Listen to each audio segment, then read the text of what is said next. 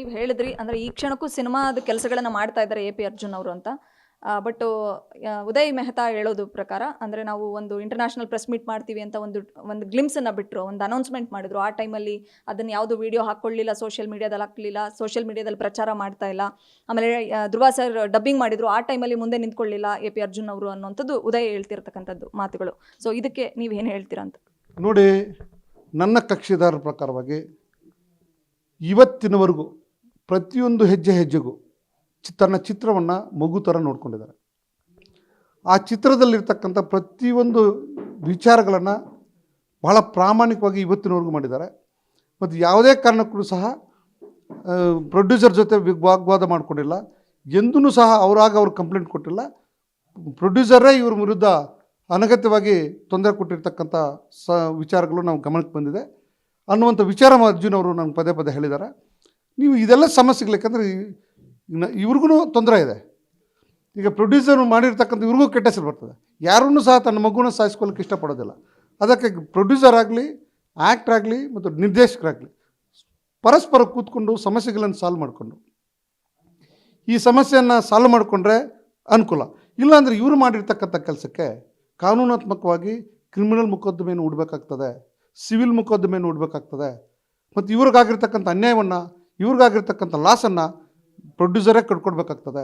ಯಾಕಂದರೆ ಚಿತ್ರ ಬಹಳ ಅದ್ಭುತವಾಗಿರ್ತಕ್ಕಂಥ ಮೂಡಿ ಬಂದಿರತಕ್ಕಂಥ ಚಿತ್ರ. ಪ್ರತಿಯೊಂದು ಹೆಜ್ಜೆಗೂ ಸಹ ಪ್ರೆಸ್ ಮೀಟ್ ಮಾಡಿರ್ತಕ್ಕಂಥ ವಿಚಾರದಲ್ಲಾಗಲಿ, ಚಿತ್ರ ಬಿಡುಗಡೆ ಸಂದರ್ಭದ ವಿಚಾರಗಳಲ್ಲಾಗಲಿ ಪ್ರತಿಯೊಂದು ಹೆಜ್ಜೆಗೂ ಇವರು ಕೆಲಸ ಮಾಡಿದ್ದಾರೆ. ಆದರೆ ಇವರೇ ಪ್ರೊಡ್ಯೂಸರೇ ಸಹ ಅರ್ಜುನ್ ಫಿಲಮ್ಸ್ ಅಂತಕ್ಕಂಥ ಅರ್ಜುನ್ ಫಿಲಮ್ ಮಾರ್ಟಿನ್ ಅಂತಕ್ಕಂಥ ಏನು ಟ್ಯಾಗ್ಲೈನ್ ಇದೆ, ಅದು ಅರ್ಜುನ್ ಹೆಸರನ್ನು ತೆಗೆಯುವಂಥ ಪ್ರಯತ್ನ ಮಾಡಿದ್ದಾರೆ. ಆಮೇಲೆ ಇವರು ಸಹಕರಿಸಿಲ್ಲ, ಸರಿಯಾಗಿ ಸಹಕರಿಸಿಲ್ಲ ಮತ್ತು ಪೇಮೆಂಟ್ಸನ್ನು ಕೊಟ್ಟಿಲ್ಲ. ಈಗ ಹಾಗಾಗಿ ಇವ್ರಿಗೂ ಸಂಸಾರ ಇದೆಯಲ್ಲ, ಇವರು ಜೀವನ ಮಾಡಬೇಕಾಗಲ್ಲ. ಸುಮ್ಮನೆ ದುಡಿಸ್ಕೊಂಡು ದುಡ್ಡು ಕೊಡಲಿಲ್ಲ ಅಂದರೆ ಎಲ್ಲಿ ಅವ್ರು ಜೀವನ ಮಾಡೋಕ್ಕಾಗ್ತದೆ? ಯಾಕಂದರೆ ಸಾಕಷ್ಟು ಸಾಲಗಳು ಮಾಡಿರ್ತಾರೆ, ಜೀವನ ಮಾಡಿರ್ಬೇಕಲ್ಲ ಇವರು. ಸೊ ಅದನ್ನು ಕೇಳದಿದ್ರೆ ಈ ರೀತಿಯಾಗಿರ್ತಕ್ಕಂಥ ಆರೋಪಗಳನ್ನು ಮಾಡೋದು ಒಳ್ಳೆಯ ಬೆಳವಣಿಗೆ ಅಲ್ಲ. ಕನ್ನಡ ಇವ್ರಿಗೂ ಪ್ರೊಡ್ಯೂಸರ್ಸ್ಗೂ ಒಳ್ಳೆ ಬೆಳವಣಿಗೆ ಅಲ್ಲ, ಕನ್ನಡ ಚಿತ್ರನಿಗೂ ಒಳ್ಳೆ ಬೆಳವಣಿಗೆ ಇಲ್ಲ.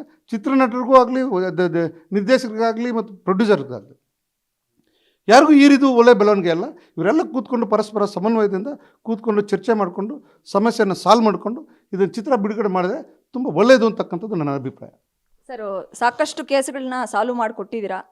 ಸೊ ಕನ್ನಡ ಚಿತ್ರರಂಗದಲ್ಲಿ ಮಾತ್ರವಲ್ಲ, ಬೇರೆ ಬೇರೆ ಚಿತ್ರರಂಗದಲ್ಲೂ ಕೂಡ ಸಿನಿಮಾ ರಿಲೀಸ್ ಸಂದರ್ಭದಲ್ಲಿ ಸಿನಿಮಾನ ಪ್ರಮೋಷನ್ ಮಾಡಲಿಕ್ಕೋಸ್ಕರ ಕೆಲವು ಗಿಮಿಕ್ಗಳನ್ನು ಮಾಡ್ತಾರೆ. ಆ ಥರದ್ದು ಈಗ ನೋಡಿದ್ರೆ ಅವ್ರ ಮೇಲೆ ಇವ್ರು ಆರೋಪ ಮಾಡ್ತಿದ್ದಾರೆ, ಇವ್ರ ಮೇಲೆ ಅವ್ರು ಆರೋಪ ಮಾಡ್ತಿದ್ದಾರೆ. ಸೊ ಇದು ಒಂದು ರೀತಿಲಿ ಏನಾದರೂ ಪ್ರಮೋಷನ್ ಗಿಮಿಕ್ ಅಂತ ಕೆಲವ್ರಿಗೆ ಅನ್ಸೋದು ಸಹಜ. ಅಂಥವ್ರಿಗೆ ವಕೀಲರಾಗಿ ಏನು ಹೇಳ್ತೀರಾ? ಹೌದಾ, ಆ ಥರದ್ದು ಏನಾದರೂ ಗಿಮಿಕಾ ಅನ್ನುವಂಥದ್ದು? ಇಲ್ಲ, ನನ್ನ ಕಕ್ಷಿದಾರರು ಹೇಳಿರ್ತಕ್ಕಂಥ ಪ್ರಕಾರವಾಗಿ ಯಾವತ್ತೂ ಸಹ ಅವ್ರ ವಿರುದ್ಧ ತೊಂದರೆ ಕೊಡಬೇಕು, ಚಿತ್ರಕ್ಕೆ ತೊಂದರೆ ಕೊಡಬೇಕು ಅನ್ನೋದಾಗಲಿ, ಅಥವಾ ನಿರ್ದೇಶಕರ ವಿರುದ್ಧ ಹೋಗಬೇಕು ಅನ್ನೋದಾಗಲಿ, ಅಥವಾ ಇದನ್ನು ಯಾವುದೋ ಗಿಮಿಕ್ಗೋಸ್ಕರ ಮಾಡೋದಾಗಲಿ ಅಂತಲ್ಲ. ಇದು ಹೊಟ್ಟೆಪಾಡಿನ ವಿಚಾರ. ನೋಡಿ, ಬಹಳ ಮಗುವಿನ ರೀತಿಯಲ್ಲಿ ಈ ಚಿತ್ರವನ್ನು ಸುಮಾರು 3 ವರ್ಷಗಳ ಕಾಲ ಕಷ್ಟಪಟ್ಟು ತೆಗೆದಿರ್ತಕ್ಕಂಥ ಬಂದಿರತಕ್ಕಂಥ ಚಿತ್ರ ಮತ್ತು ಪ್ಯಾನ್ ಇಂಡಿಯಾ ಮೂವಿ. ವಿಶೇಷವಾಗಿ ಇದು ದೊಡ್ಡ ಪ್ಯಾನ್ ಇಂಡಿಯಾ ಮೂವಿ. ಸೊ ಹಾಗಾಗಿ ಇದು ಅಂತಾರಾಷ್ಟ್ರೀಯ ಮಟ್ಟದಲ್ಲಿ ಹೆಸರು ಮಾಡತಕ್ಕಂಥ ಒಂದು ರೀತಿಯಾಗಿರ್ತಕ್ಕಂಥ ಚಿತ್ರ. ಹಾಗೆ ಯಾರೂ ಸಹ ಈ ರೀತಿಯಾಗಿರ್ತಕ್ಕಂಥ ಕನ್ನಡ ಚಿತ್ರದಲ್ಲಿ ಈ ರೀತಿ ಮಾಡುವಂಥವ್ರು ಯಾರೂ ಇಲ್ಲ. ಬಟ್ ಭಿನ್ನಾಭಿಪ್ರಾಯಗಳಿದ್ದಾವೆ ಇವ್ರ ಮಧ್ಯೆ. ಒಂದು ಕೆಲವು ಪೇಮೆಂಟ್ಗಳು ಸಂಬಂಧಪಟ್ಟಿರ್ತಕ್ಕಂಥ ಇರ್ಬೋದು, ಅಥವಾ ಚಿತ್ರದಲ್ಲಿ ಕೆಲವು ಹೆಸರುಗಳು ತೆಗೆದಿರ್ತಕ್ಕಂಥ ವಿಚಾರದಲ್ಲಾಗಿರ್ಬೋದು, ಅಥವಾ ಈ ರೀತಿಯಾಗಿರ್ತಕ್ಕ ಕೆಲವು ಸಣ್ಣ ಪುಟ್ಟ ಸಮಸ್ಯೆಗಳಿದ್ದಾವೆ. ಇವತ್ತಿಗೂ ನಾನು ಹೇಳಲಿಕ್ಕೆ ಬಯಸ್ತೀನಿ, ನಾವು ಇವಾಗ ಪ್ರೊಡ್ಯೂಸರ್ಸು ಮುಂದೆ ಬಂದರೆ ಖಂಡಿತವಾಗ್ಲೂ ಸಹ ಇದನ್ನು ಸಾಲ್ವ್ ಮಾಡಿ ಕನ್ನಡ ಚಿತ್ರರಂಗನ ಉಳಿಸುವಂಥ ಒಂದು ಪ್ರಯತ್ನ. ನನ್ನ ನಮಗೂ ಒಂದು ರೀತಿಯಾಗಿರ್ತಕ್ಕಂಥ ಸೋಷಿಯಲ್ ರೆಸ್ಪಾನ್ಸಿಬಿಲಿಟಿ ಇದೆ. ಅವ್ರ ಮೇಲೆ ಆರೋಪಗಳು ಮಾಡ್ಕೊಂಡು ಹೋಗೋದ್ರಿಂದನೇ ಇದು ಸಮಸ್ಯೆ ಸಾಲ್ವ್ ಆಗೋದಿಲ್ಲ, ಅಥವಾ ಅವರು ಇವ್ರ ಮೇಲೆ ಆರೋಪಗಳು ಮಾಡ್ಕೊಳ್ಳೋದ್ರಲ್ಲಿ ಸಮಸ್ಯೆ ಸಾಲ್ವ್ ಆಗೋದಿಲ್ಲ. ಸಮಸ್ಯೆ ಇವು ಪರಸ್ಪರ ಕೂತ್ಕೊಂಡು ಮಾತಾಡಿದ್ರೆ ಸಮಸ್ಯೆ ಎಲ್ಲ ಸಾಲ್ವ್ ಆಗ್ತದೆ. ದುರಾದೃಷ್ಟವಶಾತ್ ಮೆಹ್ತಾ ಅವರು ಇವ್ರ ಪ್ರೊಡ್ಯೂಸರ್ಸು ಅವ್ರು ಕೂರ್ಲಿಕ್ಕೆ ಸಿದ್ಧ ಇಲ್ಲ. ಅನೇಕ ಸಂದರ್ಭದಲ್ಲಿ ವಾಟ್ಸಪ್ ಮೆಸೇಜ್ಗಳಿಂದ ರಿಕ್ವೆಸ್ಟ್ ಮಾಡ್ಕೊಂಡಿದ್ದಾರೆ, ಮೇಲ್ ಕಳಿಸೋದ್ರ ಮುಖಾಂತರ ರಿಕ್ವೆಸ್ಟ್ ಮಾಡ್ಕೊಂಡಿದ್ದಾರೆ, ಕಡೆಗೆ ಲೀಗಲ್ ನೋಟಿಸ್ ಮುಖಾಂತರ ಅನಿವಾರ್ಯವಾಗಿ ರಿಕ್ವೆಸ್ಟ್ ಮಾಡ್ಕೊಂಡಿದ್ದಾರೆ. ಲೀಗಲ್ ನೋಟಿಸ್ ಕಳಿಸಿದ್ರೂ ಸಹ ಇವತ್ತಿಗೂ it is always open. Even I will suggest my client, ನನ್ನ ಕಕ್ಷಿದಾರರಿಗೆ ನಾನು ಸಲಹೆಯನ್ನು ಕೊಡ್ತೀನಿ, ಪರಸ್ಪರ ಕೂತ್ಕೊಂಡು ಸಾಲ್ವ್ ಮಾಡ್ಕೊತಕ್ಕಂಥದ್ದು ಕನ್ನಡ ಅಭಿವೃದ್ಧಿಗೆ ಒಂದು ಅನುಕೂಲ ಆಗ್ತದೆ, ಕನ್ನಡ ಚಿತ್ರರಂಗಕ್ಕೆ ಒಳ್ಳೆ ಸಂದೇಶ ಕೊಟ್ಟಂಗೆ ಆಗ್ತದೆ. ಅನಗತ್ಯವಾಗಿ ಡಿಸ್ಪ್ಯೂಟ್ ಮಾಡ್ಕೊಳ್ಳೋದ್ರಿಂದ ಇಬ್ಬರೂ ಲಾಸ್ ಆಗ್ತಾರೆ, ಇಬ್ರಿಗೂ ನಷ್ಟ ಆಗುತ್ತೆ ಅಂತಕ್ಕಂಥದ್ದು, ಜೊತೆಗೆ ಕನ್ನಡ ಜನತೆಗೆ ನಷ್ಟ ಆಗ್ತದೆ. ಯಾವುದೋ ಆಸೆ ಇಟ್ಕೊಂಡಿದ್ದಾರೆ ಜನ, ಒಳ್ಳೆ ದೊಡ್ಡ ಚಿತ್ರ ಬರ್ತಾ ಇದೆ ಅಂದ್ಕೊಂಡಿದ್ದಾರೆ. ಆ ಒಂದು ಆಸೆ ಅಥವಾ ಆ ಒಂದು ನಂಬಿಕೆ ಹೋಗ್ಬಿಡ್ತದೆ. ಆ ನಂಬಿಕೆಯನ್ನು ಉಳಿಸ್ಕೊಳ್ಳುವಂಥ ಪ್ರಯತ್ನ ಪ್ರೊಡ್ಯೂಸರು ಮಾಡಬೇಕು ಮತ್ತು ನಿರ್ದೇಶಕರು ಮಾಡಬೇಕು ಅಂತಕ್ಕಂಥದ್ದು ನನ್ನ ಅಭಿಪ್ರಾಯ. ಸರ್, ಕೊನೆಯ ಪ್ರಶ್ನೆ. ಕನ್ನಡ ಚಿತ್ರರಂಗ, ಕನ್ನಡ ಸಿನಿಮಾ ಅದ್ರ ಬಗ್ಗೆ ತುಂಬ ಪ್ಯಾಷನ್ನು, ಒಲವಿದೆ ಅಂತ ಕಾಣಿಸುತ್ತೆ ನಿಮ್ಮ ಮಾತುಗಳನ್ನು ಕೇಳಿದಾಗ. ಬಟ್ ಕನ್ನಡ ಚಿತ್ರರಂಗದ ಪರಿಸ್ಥಿತಿ ಸದ್ಯಕ್ಕೆ ಸರಿ ಇಲ್ಲ.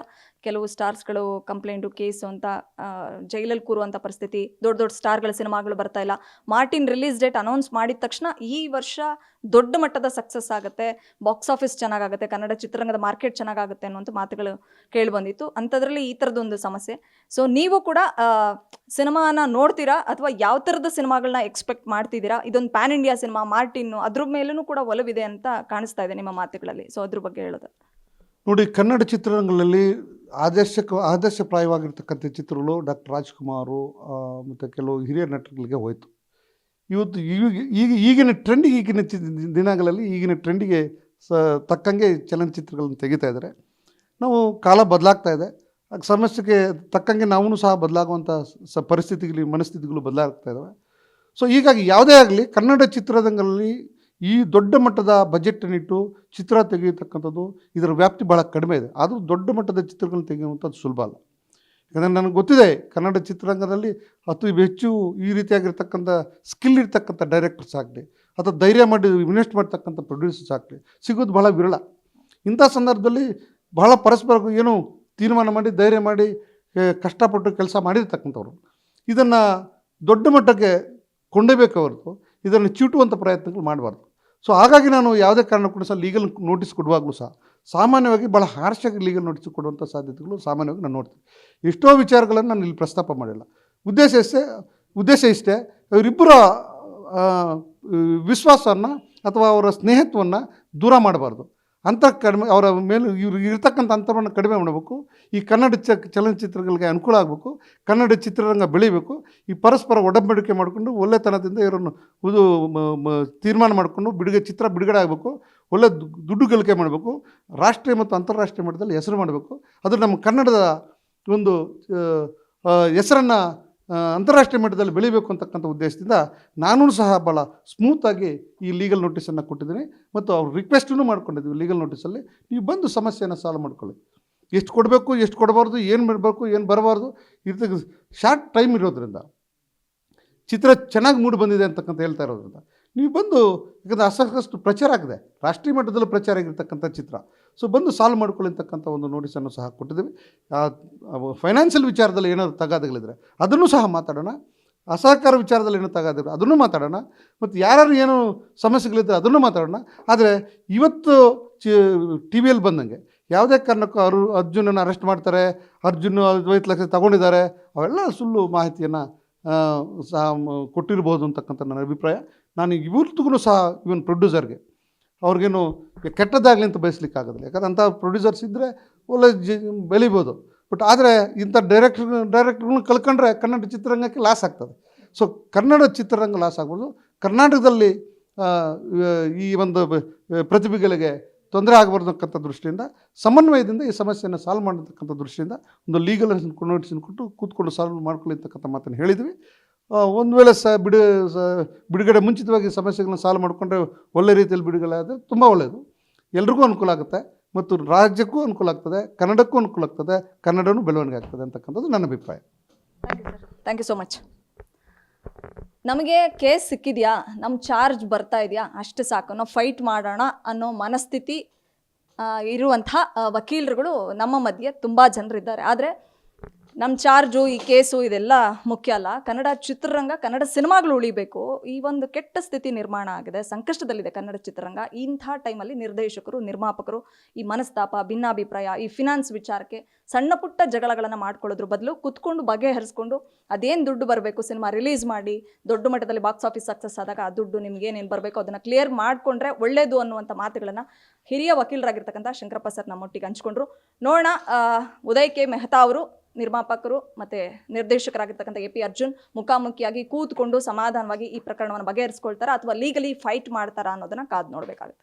ಬೆಂಗಳೂರಿನಿಂದ ಕ್ಯಾಮ್ರಾ ಪರ್ಸನ್ ಪರಶುರಾಮ್ ಜೊತೆ Vishalakshi, entertainment bureau, guarantee news.